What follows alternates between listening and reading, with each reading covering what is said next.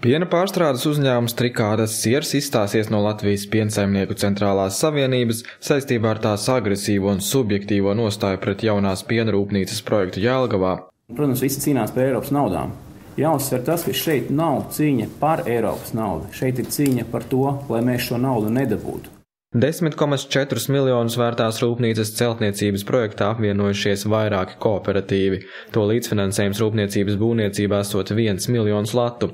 Tikšot arī ņemts kredīts 6,5 miljonu latu apmērā, savukārt no Eiropas Savienības tiks piesaistīti 3 miljonu latu.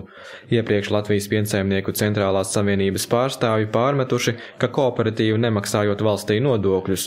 Manā skatījumā kooperatīvs ir viens no tiem uzņēmēju darbības formām, kur ir viss caurspīdīgākais, kur diez vai ir iespējams 200-300 īpašniekiem, kas ir zemnieki, sasaisties pie galda un sāk schēmot kaut kādas nodokļu nemaksāšanas un skaidrās naudas aprits, vai kādi vēl tie ir apgalvojumi bijuši. Tā kā es noteikti uzskatu, ka kooperatīvi ir tie, kuri tieši veicina nodokļu nomaksu. Viens no piensaimnieku savienības biedriem Jāzeps Šņepsts jauno rūpnīcu publiski nosaucis par naudas atmazgāšanas projektu. Ja šīs ziņas netiks atsauktas, kooperatīvi sola, ka pret Šņepstu tiks sniegta civilprasība tiesā. Kooperatīva arī ir nemierā par piensaimnieku savienības pārmetumiem, ka zemnieki pienu pārdodot lietuviešiem, nevis vietējiem pārstrādātājiem. Es nekad personīgi neesmu slēpis, ka mūsu vienīgā interese ir aizstāvēt savu biedru zemnieku intereses, respektīvi tā ir piena cena.